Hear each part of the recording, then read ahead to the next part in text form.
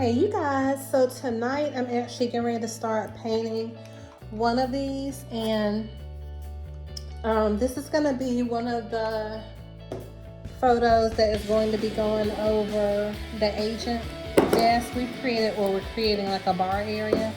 I realize I don't have enough gray paint, but we're going to have to try to figure out probably how to make gray. And I saw a video earlier that talked about the best way to do the painting or the pictures is to drip the paint on and then use one of these to spread it out versus using a brush, because I had planned to use a brush. So I'm gonna go and get the trowel that I use to make all of the spackling so we can have additional sizes on the table. But we're just gonna do a drip paint technique that I saw, and then we're gonna spread it out with the awl and then see how things turn out. This is a random photo where we're gonna let the art kind of create itself. I just wanted to bring you along. And then if I didn't say it the other night, this stuff that we're using to make the texture, you don't want to rinse this off on the drain, in your drain. You want to wipe this off like over a trash can or a water hose outside, but you don't want to, and I didn't do that, but you, like when you're rinsing your tools off, I just took a wet paper towel, wiped it off, threw that in the trash. But if I was outside and it was daytime and it was warm, I would have just used a spray hose. But don't rinse this off down your plumbing and your drain work, okay? So the furniture in our office is gray, and then there's some pillows that have like a taupe and a gray kind of color associated with it, and the base feet of the couch are black. So we're gonna do all kinds of colors to tie that. And then last thing before we start painting, I am gonna pre-shake all the paint, and then I really should have something laid out underneath this, but I'm not in the mood to go hunt down anything. So we're just gonna pray not to get anything on the table. This is acrylic based paint, it'll come up with water. Okay, so I've shaken up all the paint, and what I'm gonna start with, I have some brown colors, or I should say a brown color out as well, but I'm just gonna start with spattering the paint in no random rhyme or reason on the photo.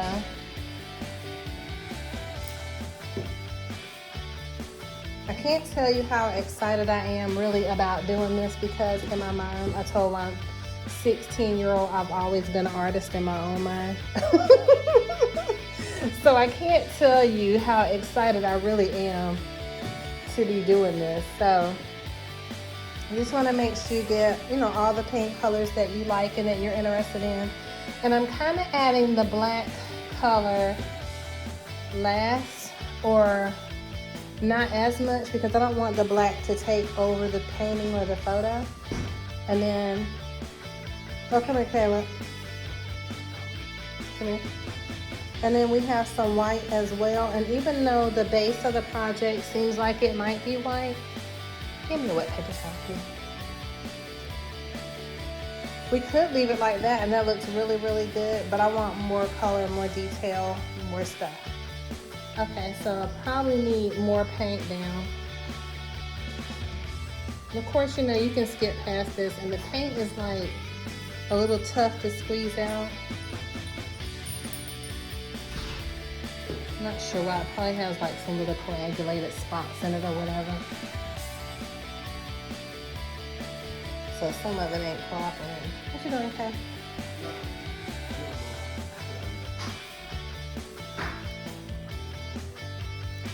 Sorry, I was off camera for a second.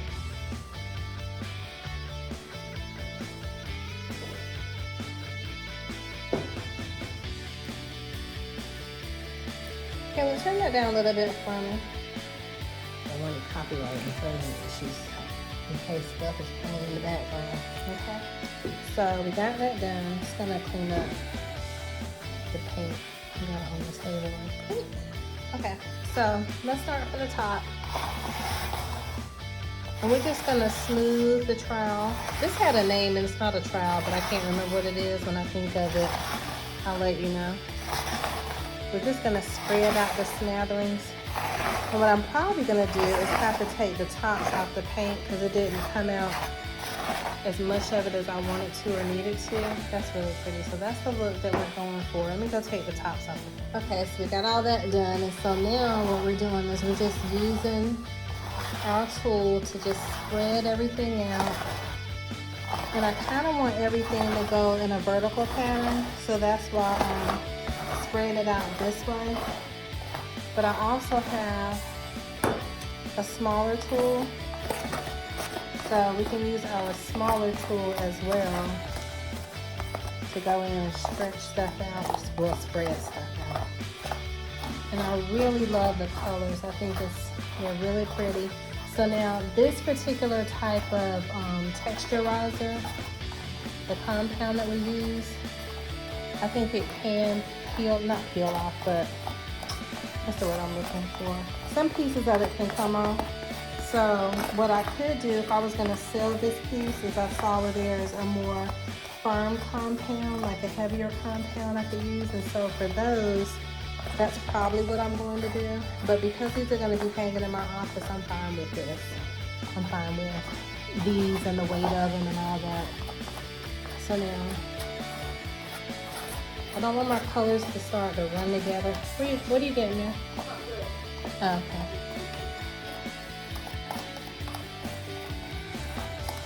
So I'm just making sure that it comes to the edge, but not like goes over the sides or anything, because I really don't want to have to do anything to the sides. I did see where some people texturize their side. I just chose not to do that. I'm just getting a little piece. I don't want my side texturized. And I had some paint over here on my plate where I was trying to get the little coagulated pieces out. So what I'm doing is I had just picked some up off the plate over there. Because this is such a big item, I decided to come up here and work at the top as well. So, really pretty. I'm gonna add a little bit more white. And so what I'm going for is total abstract. I'm going for these colors to tie in the pillows, and the couch and the chairs are gray. So I really want it to be like a lot of black and gray. I'm just having the brown in there for some warm undertones, and I'm gonna add a little bit more white.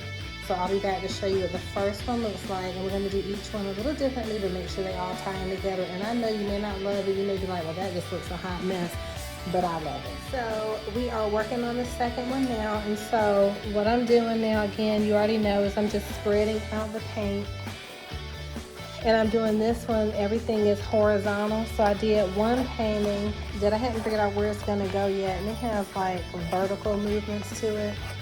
So I do want them to be the same in terms of the color scheme, but different. So what I'm probably gonna do with the one that's gonna go in the center of these, because these three go side by side, is I'm going to maybe use a sponging technique, possibly on that one.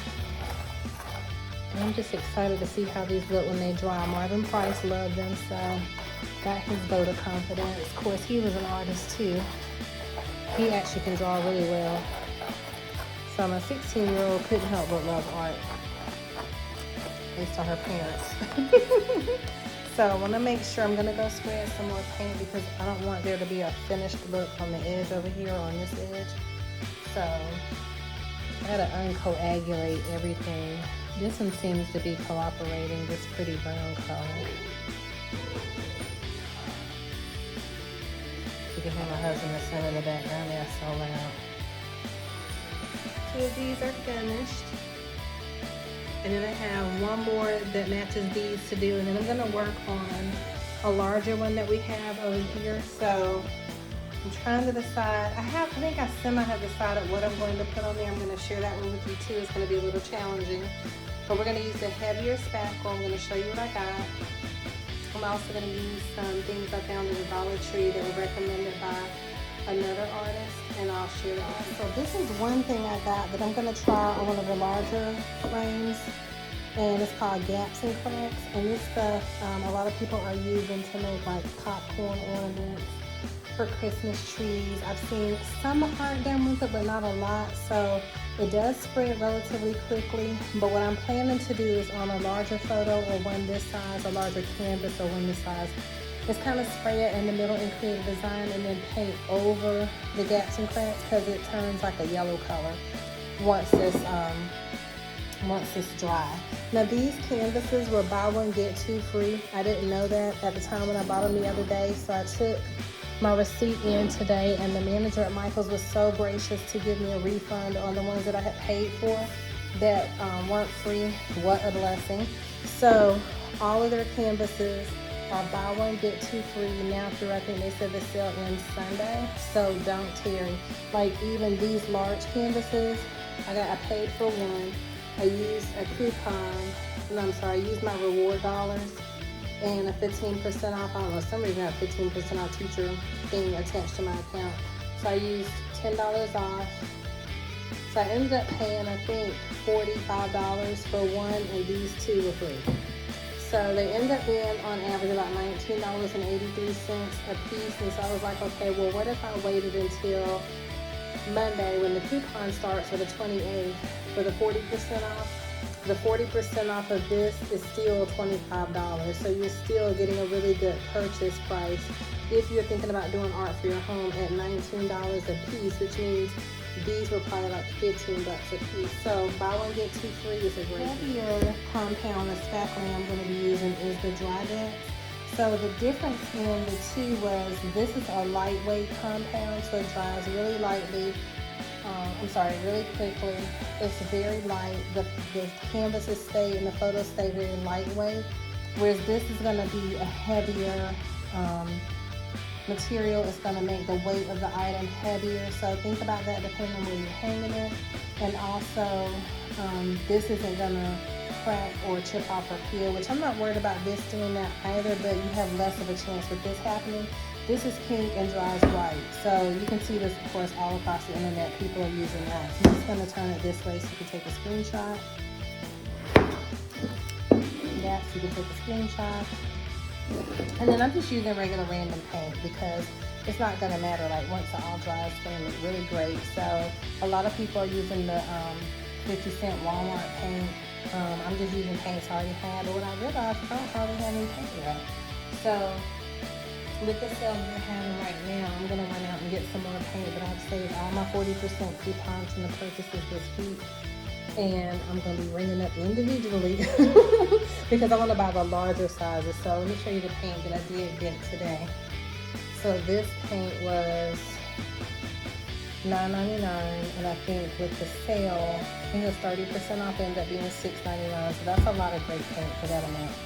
This was $6.99, it's 15% off, so I think it ended up being $4.99 versus these, which are normally like, I think 99 cents, maybe 59 cents. So because I'm going to be doing larger ones, I want to buy more larger sizes. So that's why I'm saving up my 40% off coupons. I can get the bigger sizes, cover larger quantities to get all my artwork done for the office. So that's it for now. I'm going to wait for these to dry. I'll come back and share the other one and show you what I'm going to do to the larger one. And then we have the one over here that's going to go on my side of the office. It's going to have different colors, so I'm going to have to figure out how to tie all this in because there's some red chairs on that side of the office. But I'm thinking I could still do something cranberry colored, use these same colors, and hopefully tie it all in together. But the larger one, I'm hoping to do some plums, some purples, some blues, and I don't know. Stay with me. God bless you guys. Happy Thanksgiving.